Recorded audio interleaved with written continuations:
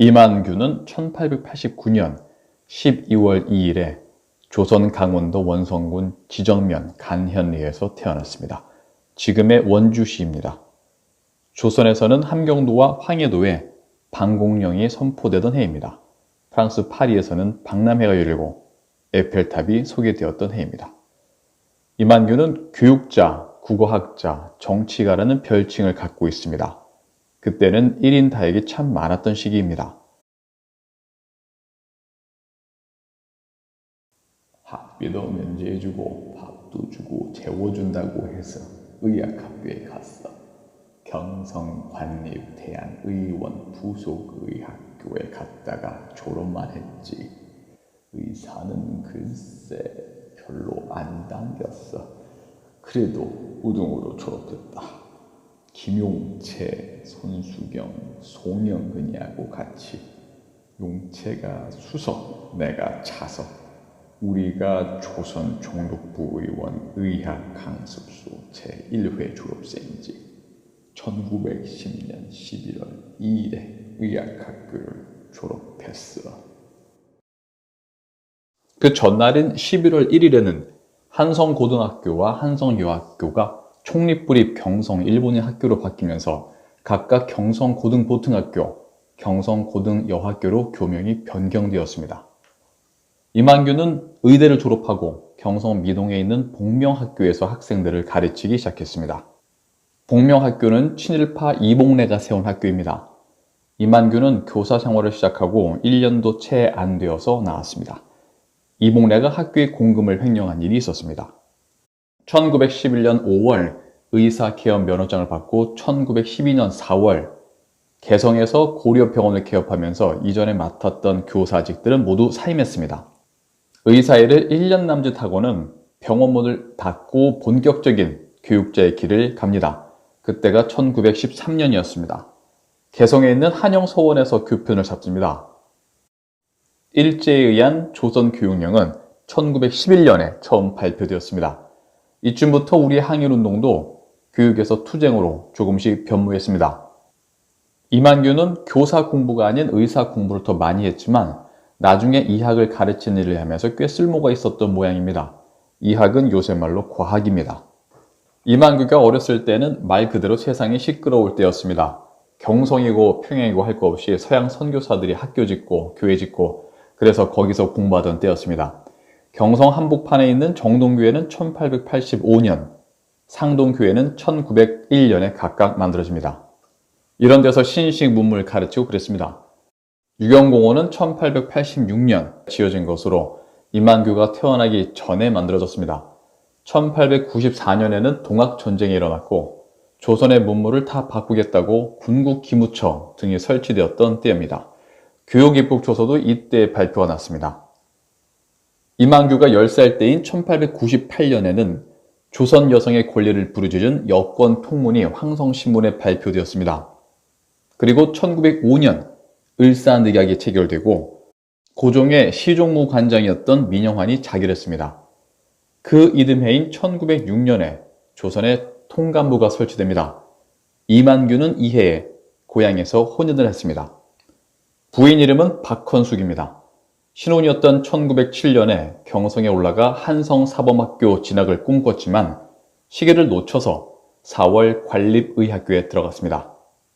경성에 머물면서 연정학당, 승동학교, 경신학교에서도 틈나는 대로 학생들을 가르쳤습니다. 승동 남녀학교에서는 명예교감까지 했습니다. 공공 남녀학교와 상동 청년학원은 스트랜튼 부인이 세워서 숫장수 집안의 진덕기 목사가 목회를 이끌었던 교회입니다. 이만규는 주시영 선생을 이곳에서 처음 만난 것으로 보입니다. 상동교회는 조선 제1의 교회였습니다. 교인도 3,000명쯤 되었다고 합니다. 이곳은 그냥 교회가 아니었습니다. 여기는 교회도 하고 학교도 하고 일제하고 싸우기도 하는 그런 곳이었습니다. 나중에는 상동파라고 불리우는 인사들이 모두 이 교회 출신입니다. 상동파가 발전해서 신민회가 되고 만주에 신흥무관학교도 세우게 됩니다. 이동휘, 안창호, 이준, 이상설, 지석영, 이만수, 이승훈, 양계탁 등 독립운동하는 사람들로 상동파를 모르는 사람은 없었을 겁니다. 이만규는 상동학원에서 이학을 가르쳤습니다. 김규식 선생도 이곳에서 만났습니다. 사립학교를 어떻게 설립하고 어떻게 운영하는지 이때 익힌 듯합니다. 그리고 상동학원 교장이었던 한서 남궁옥 선생을 여기서 만났습니다. 후에 이만규는 남궁옥의 발자취를 그대로 따라갑니다. 역사서, 가정과 여성에 대한 신념, 기독교 등 이만규는 정치 노선을 제외한 모든 분야에서 한서 남궁옥을 이어갔습니다. 같은 강원도 출신이라는 점도 둘을 묶어주는 동기가 되었을 겁니다. 관동학회를 조직해서 국어운동과 자강운동에 헌신하고 있던 남궁옥을 만난 것은 교육자로서 그의 삶에 큰 영향을 미친 것이 틀림없습니다. 상동교회 청년학원에서 만난 주시경과 남궁옥을 이만규는 중년까지 계속 따릅니다. 그리고 한 명의 인물이 이만규를 유심히 지켜보고 있었습니다. 윤치호입니다.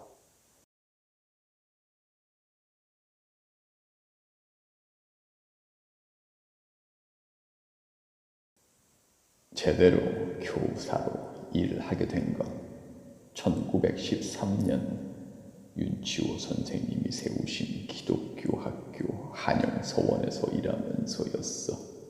개성에 있어. 나중에 송도 고등보통학교로 이름을 바꾸지. 나는 거기서 생물과 수학을 가르쳤고 몰래 한글하고 한국 역사를 가르쳤다. 그때는 금지된 거였기 때문에 각 과목이 없었는데 나라도 가르쳐야 했었다. 1926년까지 송도 고보에서 일했다.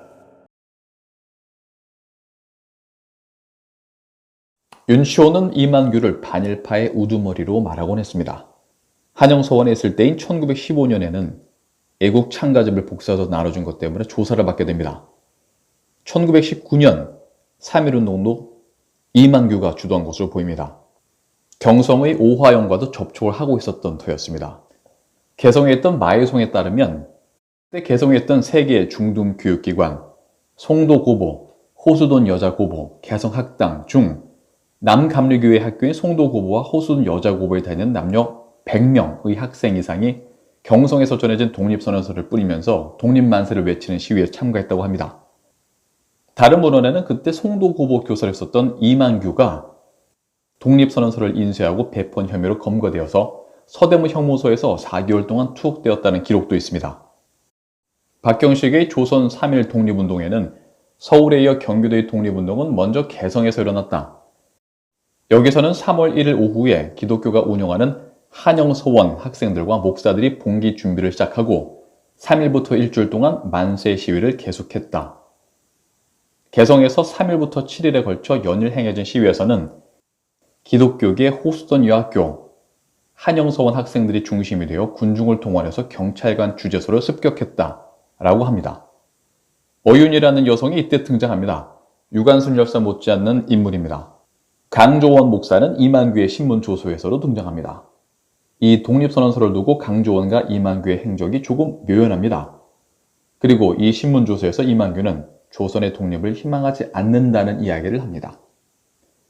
대략 31년 후 한국전쟁 시 함께 일하게 된 김창준 목사가 3.1운동에서 같은 질문에 대해서 조선의 독립을 희망했다고 하는 점과는 대비되는 부분입니다. 두 사람은 모두 좌파 계열 기독교인입니다.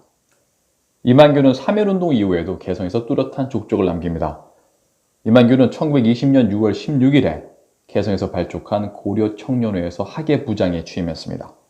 고려청년회는 강연회나 야구대회, 연극 등을 개회해서 청년들의 교양을 높이고 친목을 도모하던 모임이었습니다.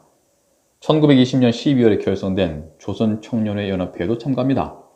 YMCA도 참가합니다. 이만규는 청년 교육 등의 철학으로 사회를 바꾸려고 몸부림쳤습니다. 이만규는 행동대장형은 아니었습니다.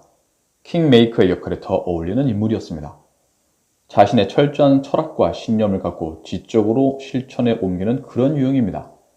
그러나 이후에는 신념을 갖고 사회에 참여하는 것이 아닌 자신의 신념을 지키기 위해 사회에 참여하는 모습을 보입니다. 이만규는 1920년에 개성의 문학 청년들을 모아서 여광이라는 이름의 동인지를 발행합니다. 제목은 고려의 빛입니다. 여광. 창건호 발행일은 3월 31일, 이호는 6월 27일입니다. 그 이후 잡지는 발견되지 않았고 또 간행되었다는 기록도 없으니 이호로 끝났을지도 모르는 일입니다. 이경돈의 논문 동인지 여광의 문학과 정체성의 공간에 따르면 여광 창간호에 이만규가 사장으로서 여광에 대하여라는 글을 기고했다고 합니다. 이 잡지의 주요 구성원으로는 총무 우관형, 편집부장 고한승, 편집부원 임영빈, 마에송과 당시 야마구치 현에 가 있었던 진장섭도 중요한 역할을 했습니다. 이만규와 임영빈을 제외하면 다 개성 출신 청년들입니다. 여광지는 학교와 관계없이 개성 출신 문학 청년들이 모여 만든 동인지라고 할 수 있습니다. 잡지에 실린 작품도 개성이라는 땅과 개성 출신 인물에 관한 것이 대부분입니다. 결국 이만규는 개성에 여광이라는 씨앗을 하나 심어두고 후일을 도모했던 것입니다. 이만규는 나중에 빠졌지만 이때 여광을 중심으로 만난 청년들은 조선에서 한가득씩 그 역할을 하게 됩니다. 일본은 무단정치에서 문화정치로 정책 노선을 바꾸었고 조선의 학교에서는 동맹휴학이 유행했습니다. 이는 항일 시위의 일환이었지만 공부를 공부답게 하려고 했었던 학생들에게는 환영받지 못했습니다. 그리고 일제 문화정치로 인해 일본 유학이 자유로워지기도 했으니 일본 유학이 자연스럽게 많아졌습니다. 아마 이런 사회 분위기로 인해 이만규는 가르치는 일에 더욱 매진했던 것으로 보입니다. 무지한 조선인들을 깨우쳐야 한다는 신념이 더욱 확고해졌을 것입니다.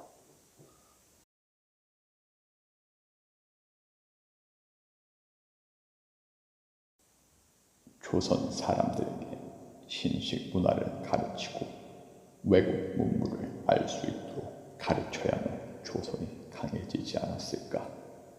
가르치는 게 내 목숨만큼 중요했었다.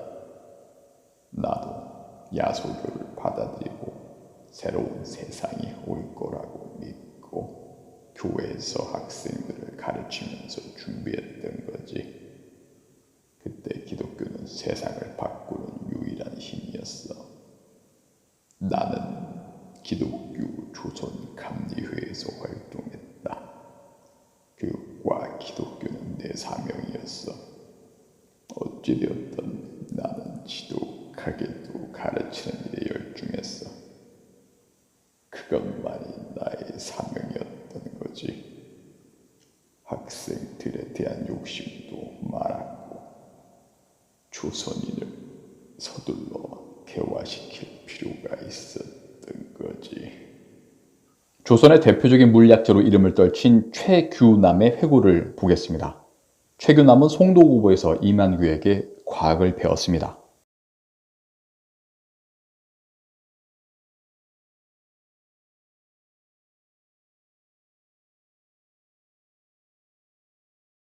그때 일본 검사놈이 내가 전부터 독립을 희망했는가라고 하길래 나는 평소에 그와 같은 희망을 갖지 않았고 정말로 독립이 된다면 독립을 하였으면 하는 희망을 가졌지만 도저히 독립이 불가능하다는 사실을 깨닫고서 그 희망을 포기하였다라고 대답했어. 내가 만세운동에 참여한 것도 사실이고 열심히 한 것도 사실이야. 그런데 1919년에는 도대체가 나는 학생들을 교육했어야 했다는 것도 사실이야. 바꿀 것도 너무 많았고 바꿀 수 있는, 아니 바꾸려는 사람이 없었어. 개성에는 일할 놈들이 너무도 없었어. 너무나 일하는 사람이 없어. 독립선언서도 조금만 보내겠다고 할 정도로 만세운동 열의가 없었어. 어윤이하고 권혜라는 열성적이었어. 그 친구들이 다 한 거랑 마찬가지야. 독립의 희망, 학생들이나 운동하려고 했지. 그때 개성은 눈치만 보는 사람들 뿐이었어. 1920년에는 홍범도 장군이 봉오동 전투에서 일본군을 격퇴했습니다. 김좌진 장군도 청산리 대첩에서 일본 놈들을 박살내던 때였습니다. 내가 한 게 얼마나 많은 줄 아나. 만세만이 독립운동이 아니네. 총으로 할 사람들과 나대로 하는 것과는 과업이 달랐어. 만세운동 그 이후에 20년대 초부터 신문사에 기고를 많이 했지. 세상은 온통 바꿀 것들 주성이었어. 동아일보에는 처세와 상식, 민풍 같은 것을 연재했고, 그때는 왜 그렇게 사람들이 어리숙했는지, 뭐가 중요한지를 몰랐어. 민중들의 의식이 바닥이 되었어. 1922년에는 제2차 조선 교육령이 공포되었습니다. 이만규는 1926년 3월 송도고벌을 그만두고 같은 해 4월 1일 배화여자고등보통학교 교사로 부임했습니다. 그는 철저하게 민족주의 입장에서 학생들을 가르쳤습니다. 물리, 화학, 습자를 가르쳤지만 역사도 조금씩 가르쳤습니다. 1926년 경성제국대학이 개교했고 광주 학생운동이 일어납니다. 1926년에는 임시정부도 복잡했습니다. 1926년 12월 9일 홍진이 국무령 자리를 사직했고 그 뒤를 김구가 이어받습니다. 이동영과 김구의 노력으로 질서가 조금 잡혔지만 그것도 또 바뀌고 당도 많이 생겼습니다. 이동영, 안차호가 한독당을 1930년에 만들었고 1931년에는 한인애국단도 생겼습니다. 1932년 1월 8일 오후 5시 일본 왕궁 입구에서 이봉창이 던진 폭탄이 터졌습니다. 세상은 여전히 시끄러웠습니다. 배화에서 교표를 잡고 있을 때 이만규는 근처에 있는 종교교회에 나갔습니다. 윤추호 선생도 이 교회에 나왔었고 종교교회의 양주산 목사를 이때 만납니다. 지금에서야 하는 말이지만 우리는 모두 시간에 질렸었어. 내가 서당에 다닐 적부터 일본 놈들은 조선을 먹었지. 도마 안중근 장군이 이토 히로부미 쏴 죽이고, 그리고 나 30 다 될 때까지 일본 놈들이 조선에 눌러와 있었어. 아이들 낳고 나이는 들어가는데 일본은 더 세지지. 그때 갈라서던 지식인들 한둘이 아니었어. 내신년 몇 도 했든 그때 끝까지 일본 놈들 때려잡던 그 사람들을 나는 존경하네. 내가 배화역으로 옮기던 1926년 겨울에는 의열단 나석주가 동양 적식 주식회사를 습격했었지. 떠들썩했었어. 폭탄 던지고 총으로 쏴서 다카기, 다케, 아야다, 마스모토를 죽여버렸어. 혼자서. 그럴수록 나는 더 가르치고 계몽하는 일에 매진했어. 내 길은 따로 있었으니까. 총 쏘는 법을 가르치는 일과 총알 나가는 원리를 가르치는 것은 엄연히 다른 거지만 다 조선을 위해서 했었던 것만 한 가지야. 과학적으로 생각하는 법을 도통 모르니 내가 가르쳐야 했단 말이다. 일본처럼 말이야. 그때는 한국어 국문도 엉터리가 많아서 손봐야 했어. 머리 쓰는 사람들과 힘쓰는 사람들이 따로 있었던 것을 이해하겠나. 학교도 교회도 모두 제각각이었지만 머리가 제대로 돌아가는 민족을 생각하는 사람이 없었어. 나도 간판 다방살이를 꽤나 했단 말이야. 어쩌다가 나라가 이 꼬라지가 되었는지 궁금했어. 나는 1930년 12월 1일에 설립된 기독교 조선감리회 조직을 앞두고 남감리회 특선위원으로 선출되었어. wel치, 양주삼, 홍명선, 김종호 목사와 함께 활동했지. 흥업구락부에서도 동지들이 있었고 YMCA도 말이 통하는 사람들이 있었어.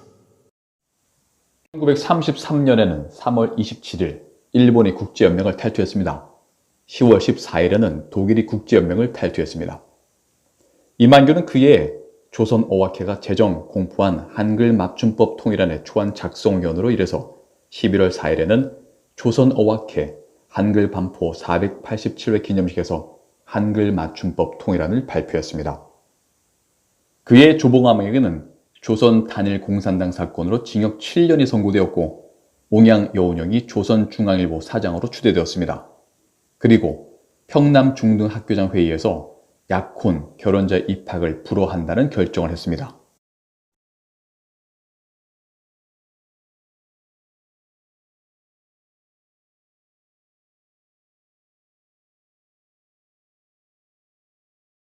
나는 경기도 중등교사 내지약사 상황시 절단에 참여했어.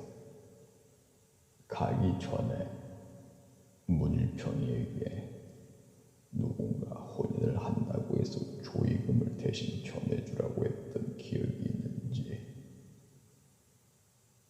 아무튼 일본 여기저기 돌아다니면서 문화시설을 시찰했다. 일제가 우리 조선 출신의인들에게 잘난 모습 보여주고 자기들 편으로 만들어 보려는 심산이었던 거야. 머리 좋은 놈들은 그런데 약하기 마련이니까 헷갈렸어. 조선 민중을 신식으로 만들려면 필요했던 게 일본엔 다 있었던 거야. 일본을 보고 와서 그 이후로 나는 온통 조선 민중을 잘 가르쳐야겠다는 생각뿐이었어.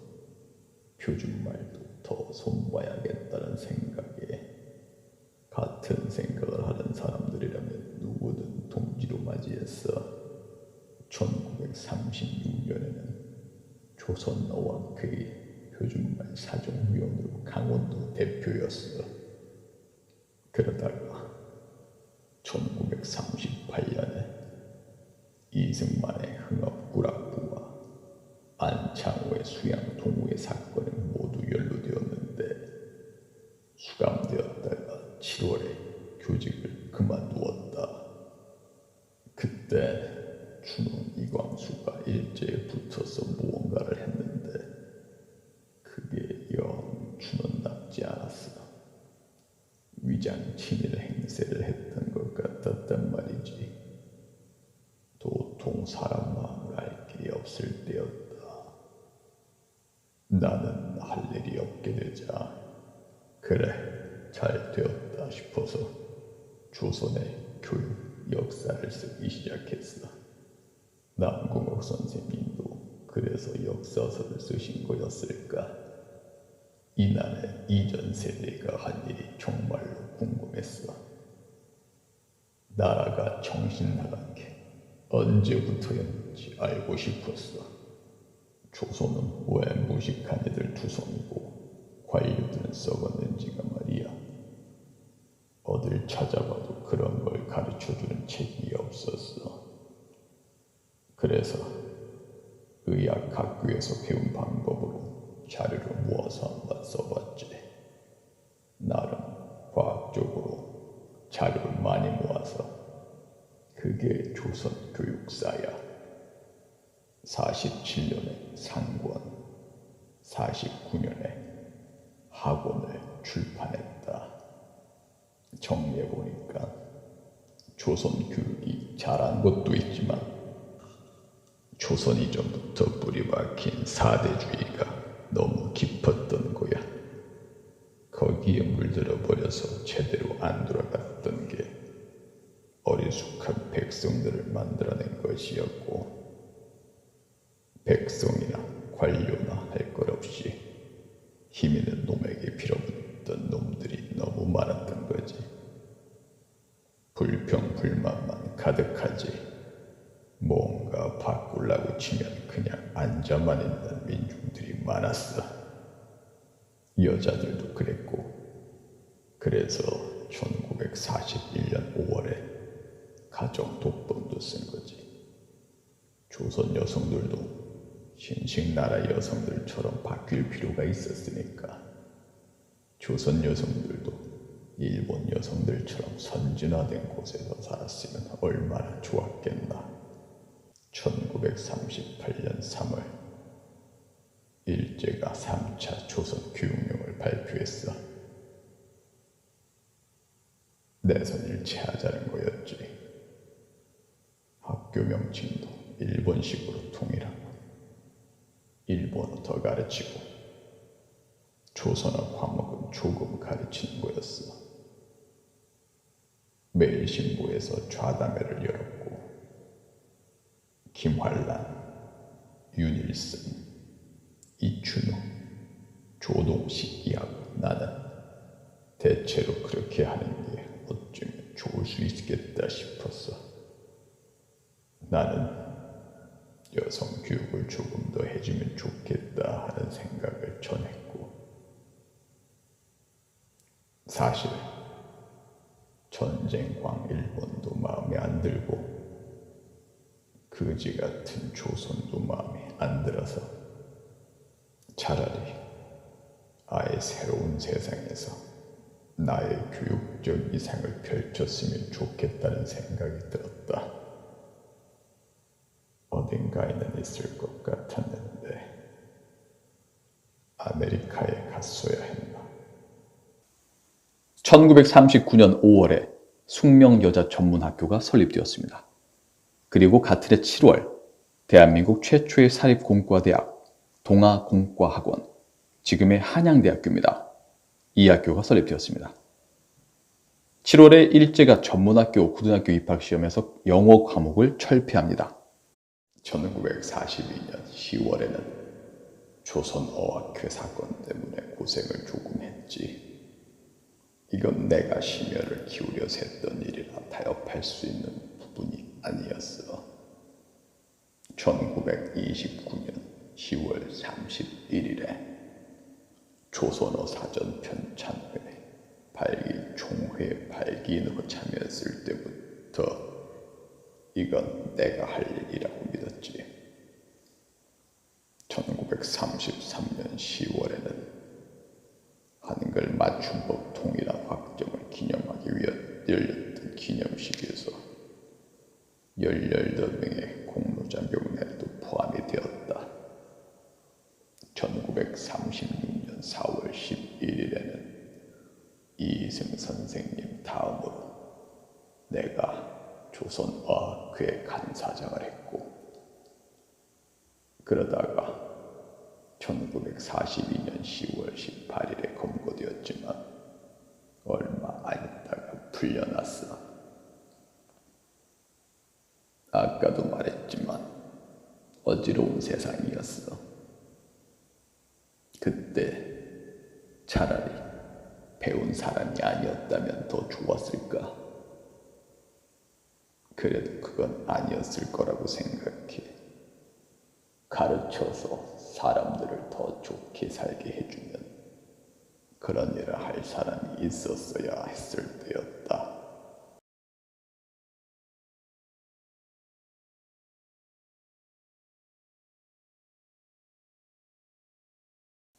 해방 후에 최초로 열린 중등교육자 대회에서 의장에 선출된 것을 보면 당시 교사들의 신망을 얻는 교육계 지도적 인물이었음을 알 수 있습니다.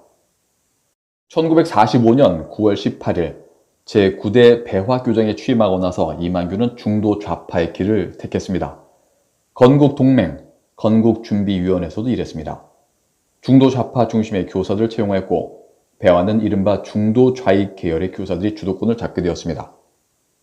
미 군정 문교부의 교육정책과 마찰을 빚을 수밖에 없었습니다.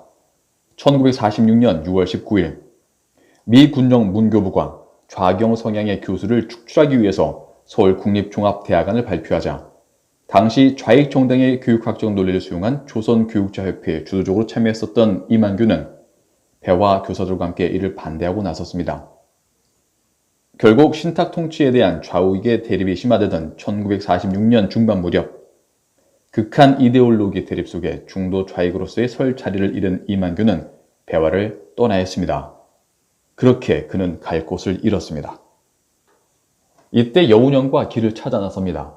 몽양 여운형은 이만규의 절친이자 사돈입니다. 두 사람은 1914년 개성에서 처음 만났습니다. 여운형은 1914년 9월 중국 남경 금능대학 영문과에 입학해서 3년을 보냈습니다. 이만규의 딸 각경과 몽양의 조카 경구가 혼인해서 사돈지간이 되었습니다. 여운형은 상해에서 김규식, 장덕수 등 30여 명과 함께 신한 청년단을 조직해서 3.1 운동의 주동적인 역할을 했습니다. 이만규가 정치활동을 하게 된 것도 여운형 덕분이었습니다. 일제 말기에는 건국동맹, 해방 뒤에는 건국준비위원회와 근로인민당에서 일했습니다. 해방 후에 좌익하고 우익이 갈등이 아주 심했어. 서로 대립하다가 1947년 7월 19일 여운형이 피살되고 나니까 중도 좌파 진보적 민족주의자였던 내가 설 자리가 없어졌지. 공산당조차 갈라졌으니까. 그리고 나는 북으로 가는 길을 선택했고 남은 30년의 삶을 그곳에서 보냈다. 몽양이 서울 해화동 로터리 근처에서 암살되고 나니까 무섭기도 했어.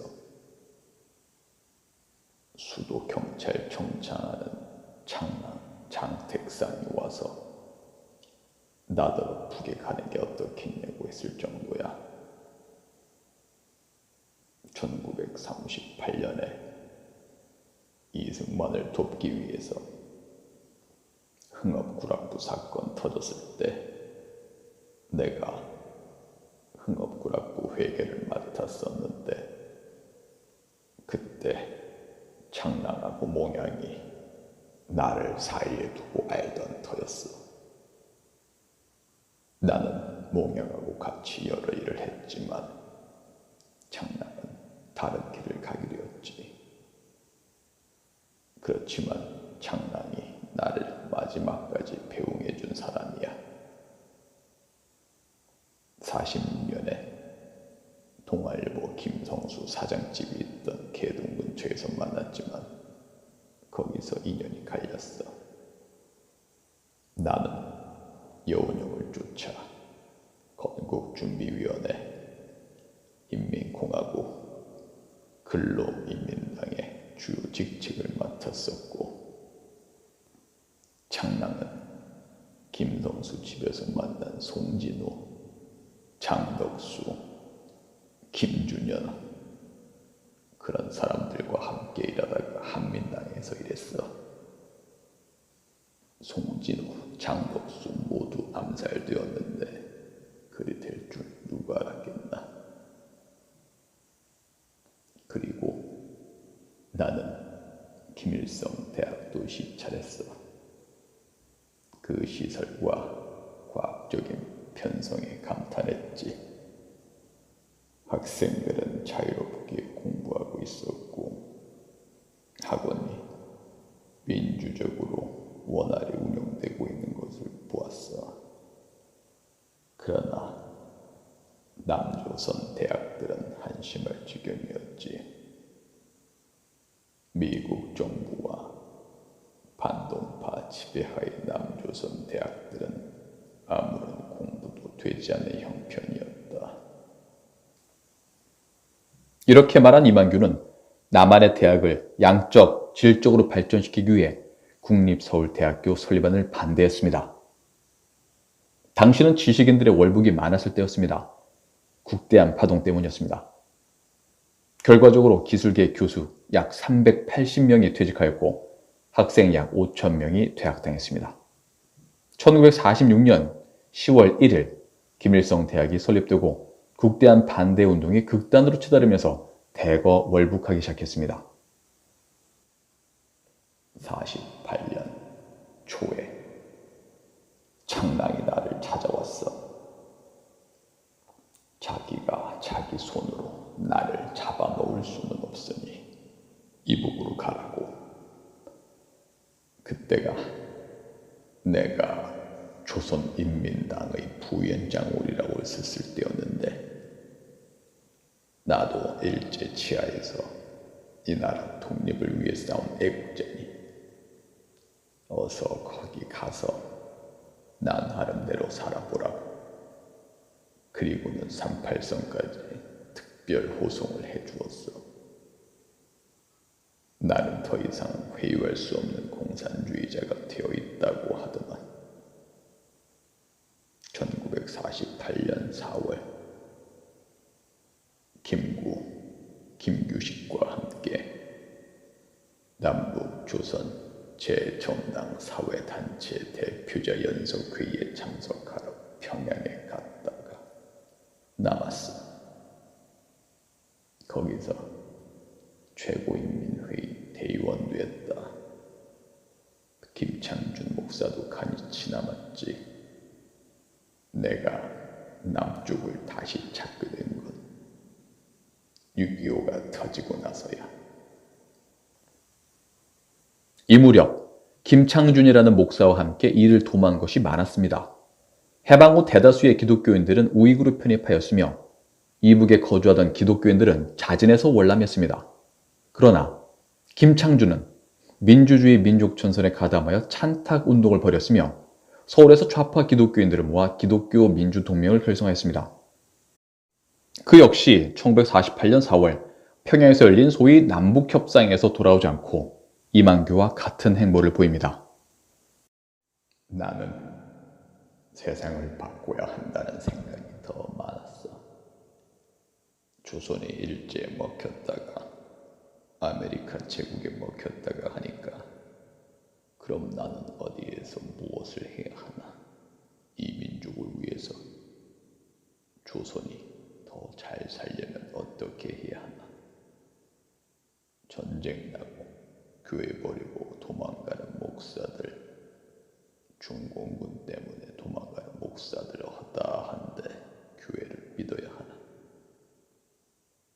일본을 찬양했던 친일파 목사들은 일본이 망하여 해방되었으면 자숙하고 근신해야 할 처지임에도 불구하고 그들은 회개는커녕 교권을 유지하려고 온갖 방법을 동원했다. 그래서 여운형의 건국준비위원회에 들어온 사람들이 있었지. 그때는 기독교도 친일 기독교가 많았어. 해방되면 해결될 줄 알았는데 일본물 먹은 놈들이 아직도 교회만 있었던 거야. 이유야 어찌 되었건 간에 해방이 되면 나도 조선이 더 발전될 줄 알았는데 많이 복잡했어. 나는 어디에 일해야 하나 고민이 많이 되더만 사회주의를 하면 더 좋아질 거라고 믿었지. 고집 있는 목사들도 더 있었어. 남궁형 목사 같은 사람들. 함열 남궁씨 집안 사람이야. 역시 남궁옥 선생님 집안이지. 아주 유명했던 양반이야.